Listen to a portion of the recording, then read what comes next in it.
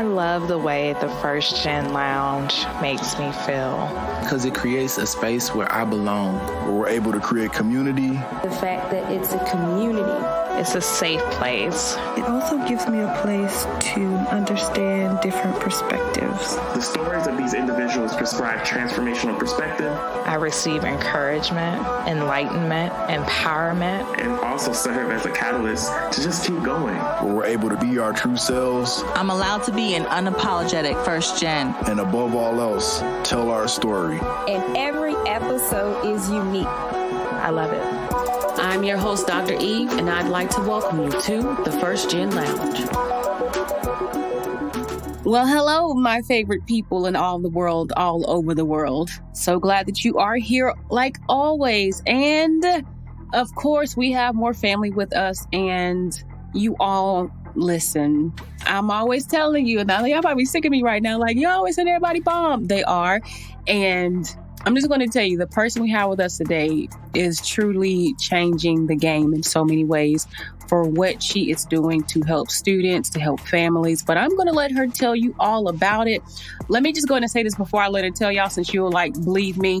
She has collectively helped students win over $15 million in scholarships. Do I have your attention now? Good. All right. So, Dr. Jenifer Price, hello. How are you? I am great, Dr. E. So glad to be on your podcast today. So glad to have you. So glad to connect with you and look, to just know about the amazing work that you are doing, especially as a first gen. It is just exciting. And, I like to jump right into it. So please tell us all of who you are and, and why you do what you do. Let's go with that today. Sure. I consider myself an educator and counselor. I have over 20 years of experience, and I've visited over 200 colleges and universities across the country. I love what I do. I help students, teenagers, young adults with a plan for career success. And it's a joy. It's a privilege to sit down, have those conversations and plan, what their future might look like and how to get there in the most efficient way, the most strategic way. It's a lot of fun. It doesn't feel like work. Isn't that the best when it doesn't feel like work? Right, it is. So it's interesting for you to get into this kind of work, seeing that you are first gen. What led you to that, to go through this experience and then to turn around and help other people as well? I think I was born to do this kind of work. And I did have a pivotal moment. We all have a moment sometimes that kind of is the game changer in our lives. And for me, that was when I was in junior high. I knew that college was the plan that was taught to me from birth, practically. I knew I was going to college, but we never talked about how would we pay for college. And so I kind of took it upon myself to, decide that I was going on a full scholarship to college. And someone came over, they were trying to sell insurance to my dad. And I announced to him very proudly, very boldly, I'm going to college on a full ride academic scholarship. And of course, that was not helpful to his sales pitch, but I was very determined, and he told me the wrong thing. He told me it wasn't possible. And that was one of those defining moments for me. And I was like, yeah, you don't know what you're talking about. And so then I started working my plan. And before it was all said and done, I had written away for scholarship applications, studied the applications, and started becoming the ideal scholarship recipient. And so by the time I finished high school, I was able to go to college on a full ride academic scholarship. So it did pay off. And also even my master's degree was paid for too. I didn't stop there. I was like, I'll show you. So how did you manage to get both the master's and the bachelor's paid for? Because that's not something that I think a lot of people know that they can do, for one, but then two, thinking about how to do it at the graduate level. Do you have any thoughts that you could share with us about that? Absolutely. There's some, I think from looking at the scholarship applications and researching them for so many years, and even professionally being in this field, I've noticed that there are some patterns in terms of really big money years. And when I say big money years, I mean time frames in which you have the chance of winning the larger amounts of scholarships. And those are generally when you enter as a freshman into college and when you enter into graduate programs. And so entering into that master's program or even a doctoral program, those are the bigger money years in terms of being able to find money. And I'll talk about kind of where to look for those But let me kind of explain a little bit more about the big money years. And so one of the things I recommend people consider doing is to go all the way through if you can, because you kind of have the momentum going. I know it's kind of hard because I know I felt some burnout a bit going directly into my master's program, but you have the momentum in terms of taking those standardized tests like the GRE or whether you need the GMAT or whatever. And so having those higher test scores, going into the graduate program right after undergrad is a great big money year. And so in terms of where to look for the money, I normally encourage people to look at the university level first. And that would be under freshman admissions or the graduate admissions department. Those are the places to look. And also looking in the department that you're wanting to study in and talking with faculty if you have relationships with them. Because not only could the department have additional monies, but there may be opportunities to be a teaching assistant or a research assistant, or maybe even some fellowship opportunities. And I was able to get some fellowship opportunities to do research. And also I was a teaching and research assistant as well at the graduate school level. And so between the scholarship from the university level and the departmental funds, everything was covered at the master's level. That's really awesome, because I know some people they don't even go to grad school because they don't know how they're going to pay for it. And, it's something that I think creates another barrier to education.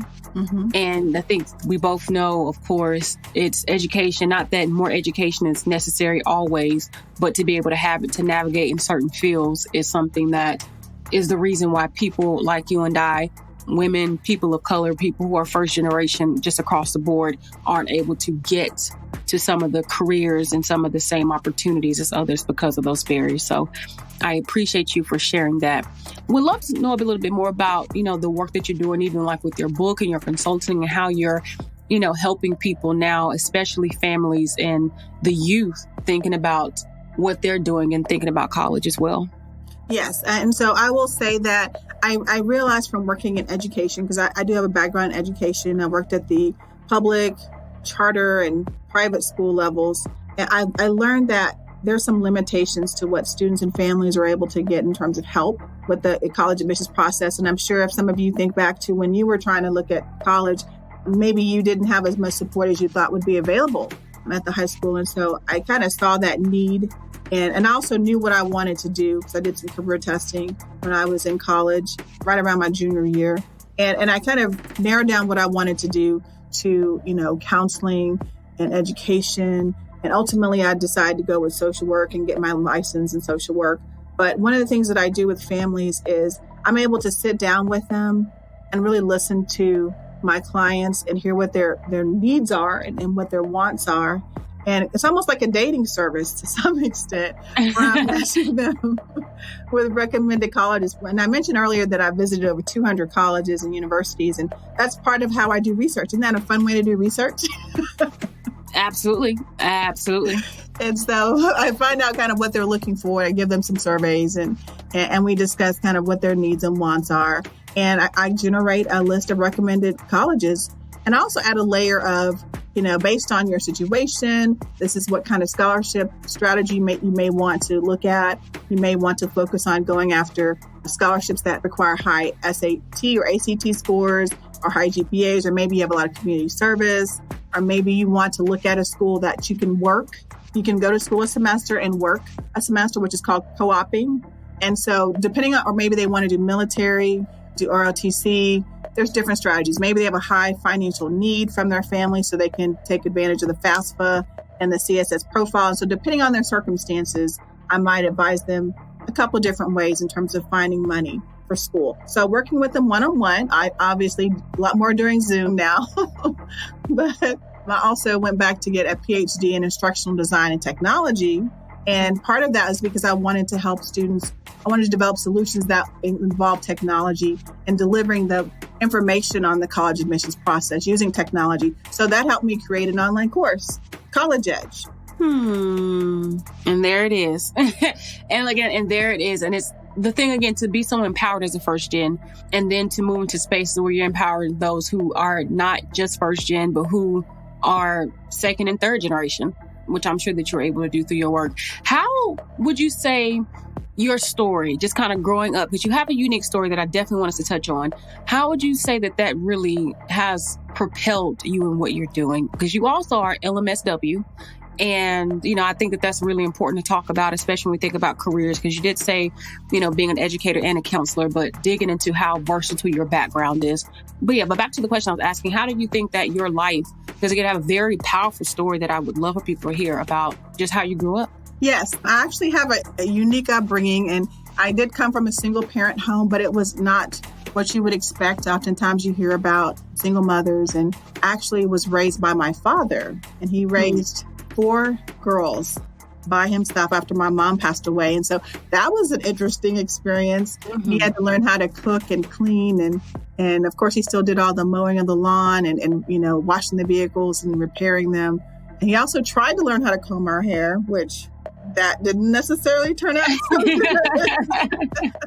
But, just really supportive. And, he was driving us to and fro to our extracurricular activities and just really was supportive in helping us to do whatever we needed to do to be admissible. And what's really a fortunate thing for all of us is between myself and my sisters, we have 9 degrees.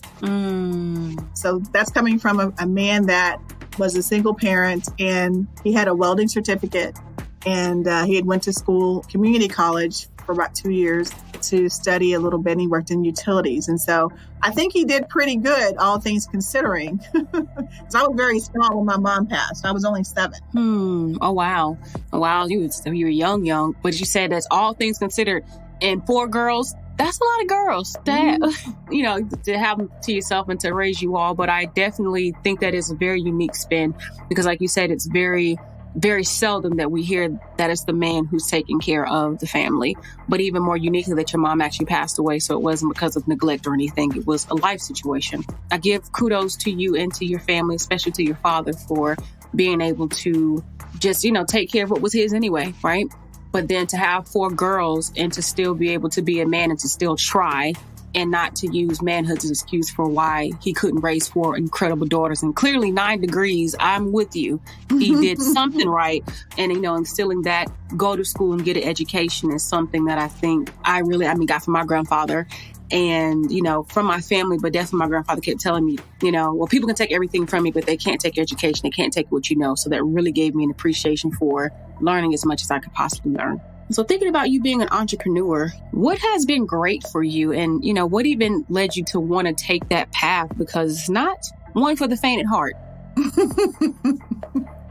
No, it's not. It's risk taking. I mean, it means risk taker.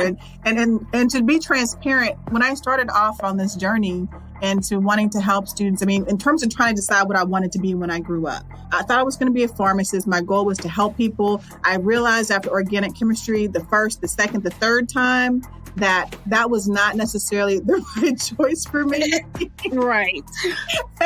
And so I did the career testing, and that was very helpful. And I did a lot of self-reflection and some soul searching. And at the end of the day, I wanted to help people. And then I determined how I could best serve people through, counseling and in the field of education. But one of the roadblocks I ran into was the way that most people end up doing college advising is you are a guidance counselor for maybe 20, 30 years, you retire, and then as you're in the system longer, then you have an opportunity to be a college and career advisor. And so I was like, no, I know I want to do that right now. And so how do I accomplish that? And so that was why I earned the LMSW instead of going the MED route, Master's in Education route. And I was like, with my LMSW, I'm already ready to do counseling. I'm licensed by my state. I ended up at a charter high school that had a career center. And before I even graduated with my master's degree, I had my field practicum in a career center. So within about, 6 weeks or so, a position opened. And so I was working full time, paid the salary before I even graduated with my master's degree, doing exactly what I wanted to do.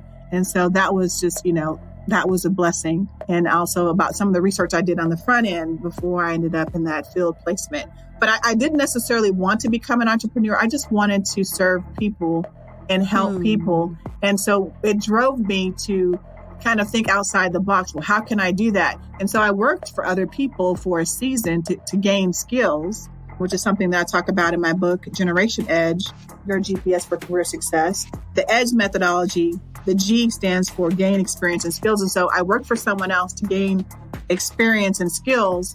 And then I also started my side hustle, college advising, and built that over time. And so for many years, I actually worked full time and did my business on the side before I was able to transition fully into that line of work. So it wasn't purposeful that I hadn't planned on being an entrepreneur, but I just knew what I wanted to do. And I looked at how I could accomplish that, which involved me starting my own thing. But like I said, it's really interesting for you to even mention that at the end of the day, it was about helping. And how often do people just think business is about making money? Yes, a business should make money, but at its foundation, at its core, it's about solving a problem. It's about helping people in some kind of way, shape, form, or fashion. Every business is. Even school, it's a business, the business of education. But people don't see it like that. And some, not saying all, but some people don't.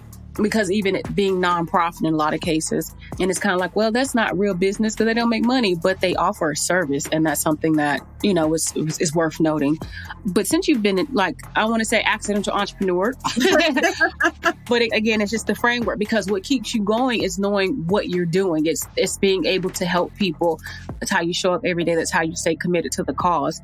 What are some of the things that you've learned now that you wish somebody would have told you, even 4 or 5 years ago, 10 years ago, those lessons that you're like, oh my goodness. Wow. There's so many things in terms of what I would do different or to help someone who was considering entrepreneurship.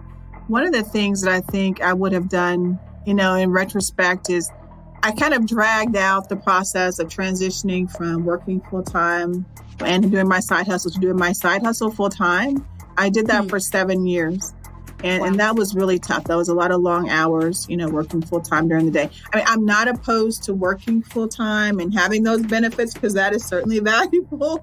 But I feel like I wish I would have had a more carefully mapped out exit strategy so that I could have transitioned a little bit quicker. Because in my line of work, what I know now, it takes about 2 to 3 years of really full-blown, full-time effort to really get this snowball effect going, to get the word of mouth going. And I didn't know that at the time. And so I think it would have been helpful to have a business mentor as well as coursework and accounting and marketing specifically. I mean, those are some things. I mean, I went to school to become a counselor. And so they don't teach you accounting or marketing or how to run a business. And I think that would be a great idea for people who are in the health professions, because some people do have their own practices. I think that would be a great addition to a graduate program. But I would say those 3 things: have an exit strategy, a business mentor, and some coursework that would help someone who doesn't have a business background. And I'm very interested or intrigued by this idea of thinking about business, not being trained for business, because those of us who, like me and you, who went to school for the path of working in a different space and something came up, it's kind of like, well, now what? Because all I know is this. And all I know is, I'm trained to do this thing. And I think the big thing for me was, how do I take these skills and apply them outside of what I'm doing and still know that it'll work? So I'm like, maybe we should see if we can shake up the curriculum and start. We need a business course, because really entrepreneurship is the way our world is really shaping itself right now too. And so it's not too far-fetched to think that maybe some kind of conversation around unique ways to use the degree or your degrees, period. It's not far to reach. That's what I'm saying. Yeah. I mean, absolutely. Especially with COVID, it's impacted so many different sectors, and people are essentially having to potentially reinvent themselves and kind of figure out how to repurpose their skill set, identify their transferable skills, and figure out kind of where their fit is. Or this is a time of reflection too, a great opportunity for growth to pivot. Absolutely. Has that happened with you? Because I know it definitely happened with me. Does it happen with you too? Oh, I mean, absolutely. I mean, in terms of just the traditional model of a college counselor is students come to you face to face. And so I'd already started meeting remotely using Zoom because I have clients from all over, the country. And so that was a natural flow to the way the business evolved. But in terms of helping my business to scale and to basically replicate myself to be able to help more students and families, that online course is kind of a way for me to do that. And I had struggled with, how do I want to grow my private practice? And I feel like technology was the way to go. And And so I'm grateful that, College Edge is here now, and students and families from all over the country can get the help that I provide students one-on-one now.